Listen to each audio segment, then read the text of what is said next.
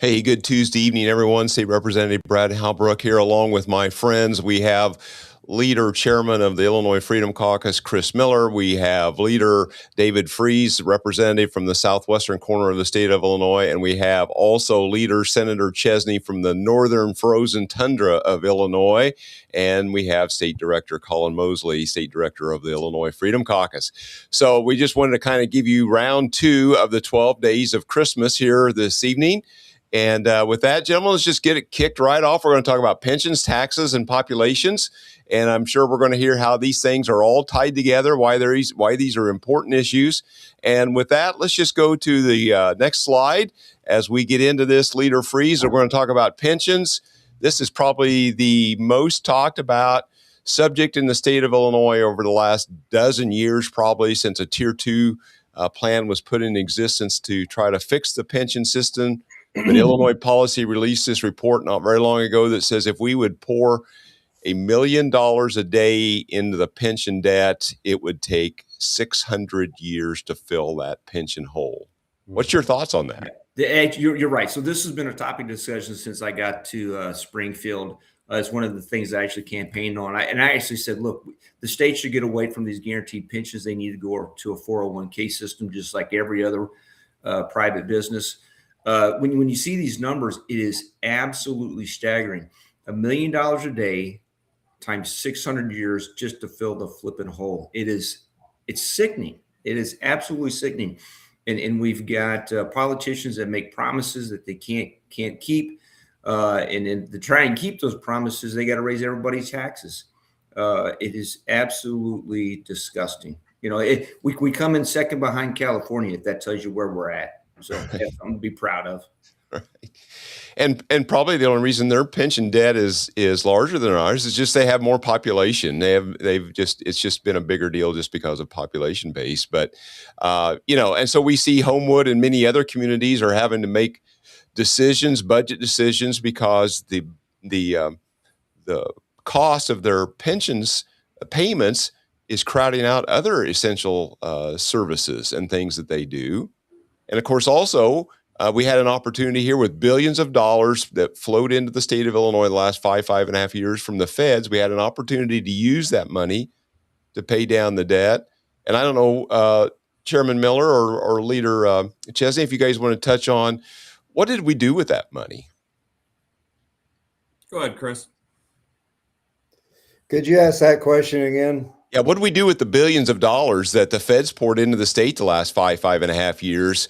Instead of using it to pay down pension debt, what did the state of Illinois choose to do with it? Well, I think that if you look back at what they did, they just followed the Democrat template: is more taxes, more borrowing, more spending, and they just can't get out of their template that they follow. Is that they have a history of being completely fiscally irresponsible with the funds that they had. Another little fun fact, I can't remember, it was either in 19 or 20 that we got an additional $1.2 billion from the Trump tax cuts. And all of the committees had closed and the budget was made. They reopened all of the committees and spent every doggone dime of that $1.2 billion on whatever it is, their pet projects, but they just find a way to squander and tyrannize the Illinois taxpayers, and particularly the middle class here in Illinois. Yeah, instead of trying to be fiscally responsible, they just expand or they create new programs. Right. Yeah. Every favorite pet social program that's out there, and I'm sure they created new programs, and now they want those new programs to be funded in perpetuity as well. Mm-hmm. Yeah, exactly. Gentlemen, any other thoughts on this before we move to the next slide? Well, one of my thoughts are, because it's just like this fun fact here, $1 million a day at 600 years to fill the pension hole. If you want to show me how the math works on that and how we ever get out of it, I'd be interested to see that. Right. Exactly. Yeah, that translates into almost over $17,000 of liability per resident. Mm-hmm. Yeah, completely impossible. With that, Leader Chairman Miller, you talked about taxes, and this is kind of one of the next hotter subjects. And again, this is probably one of the leading forces that leads us to our third slide to talk about. But we'll talk about taxes and how the supermajority party and the governor just continues to think that we are just human ATMs, that we are fast becoming indentured servants to the state of Illinois. What's your thoughts on all this whole tax situation now in the state of Illinois? Well, I think that all of this whole conversation of the 12 days of Christmas, if you follow the bouncing ball on all of these, they all dovetail into each other. The pensions, the high property taxes, and population bleed, they all bleed into each other. I know that we have family members that joined the Exodus and went to Tennessee because the property taxes alone in Champaign-Urbana were going to be approximately $15,000 a year. They go have a very similar situation in Tennessee. Their property taxes are a little bit less than $2,000 a year on a much nicer home. And that seems to be consistent. I know that I went to stop at Monocle's to get some pizza with my 94-year-old dad last night, and the waitress that works there she said, "Can I ask you a couple of questions?"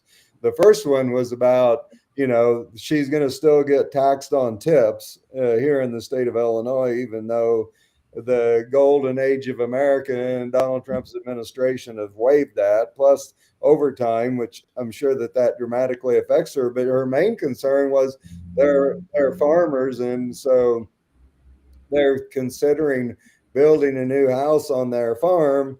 And she said that the last couple of years that their property taxes have doubled. And she said, is there any way to slow this down? And I said, I don't know, because my experience is the same.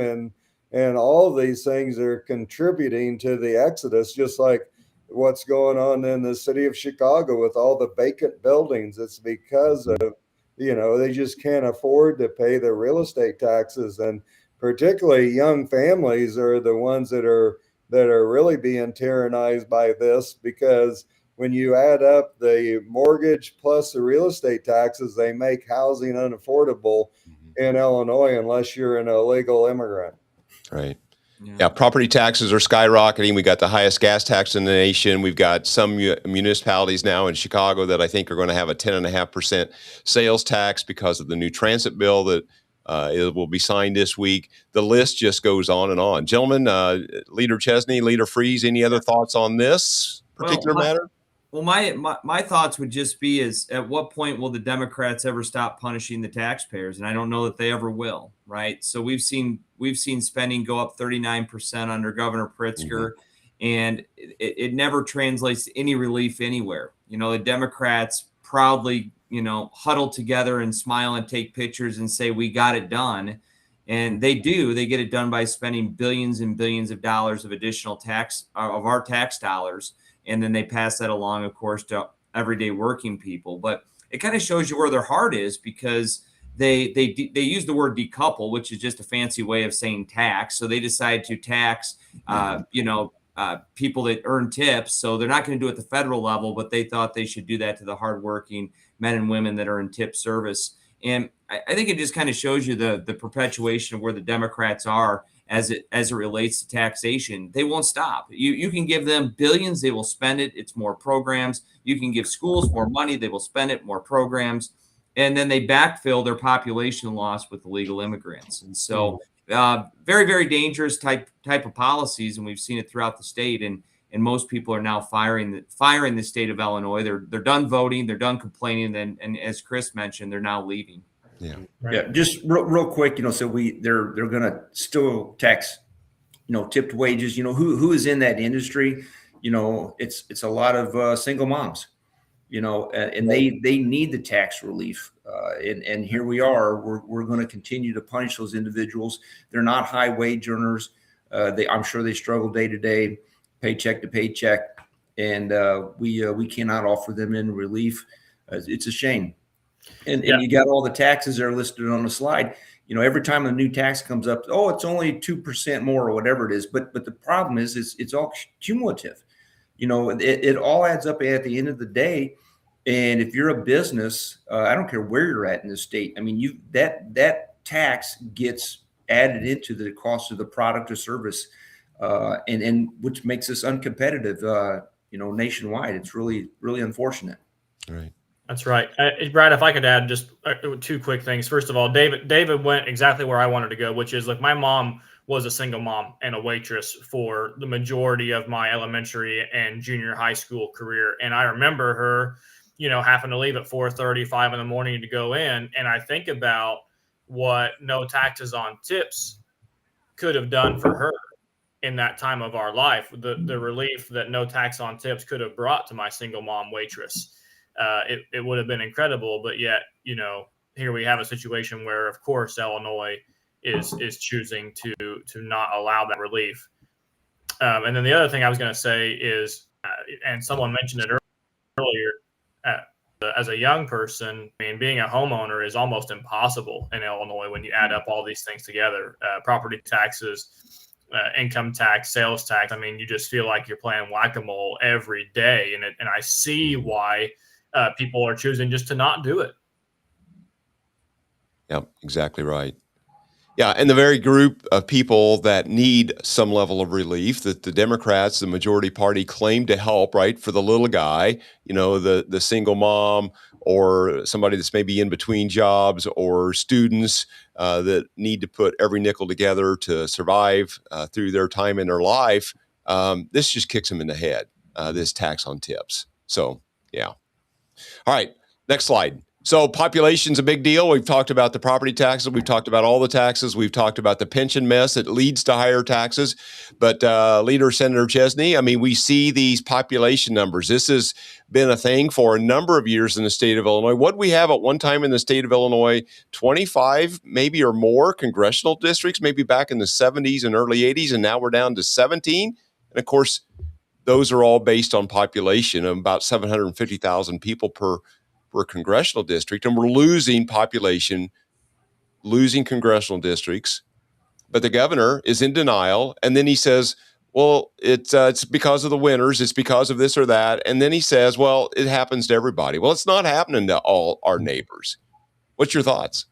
Well, you know, the Democrats are a united front on being professional census deniers. So, you know, the independent third-party group that's kind of looked at the populations has kind of said, hey, you know, Illinois, you're losing some people. And then the Democrats hurried and, you know, tried to shove a bunch of illegal immigrants into our state to offset the population loss. You take a look at the outmigration of population. We're losing U.S. citizens, and it's getting backfilled by illegal immigrants, undocumented or visa type people, right? So we're not growing American citizens in the state of Illinois. We know that, right? I mean, you can see it in our communities. You can see it you can see it pretty much anywhere throughout the state. The challenge that you have is that many, if you ask the question, what type of people are we attracting? We are not attracting the people that we should in this state, right? I mean, you're not bringing the young, the best, and the brightest, because we are taxing the hell out of them. What are we attracting? Programs, people that want programs. So if you take a look at where the state of Illinois has set up those safe havens, it's for people that are lawbreakers, illegal immigrants. You have better health care than anybody in the state if you're a legal immigrant. You get free housing, you get free food, you get free education, you get free legal services.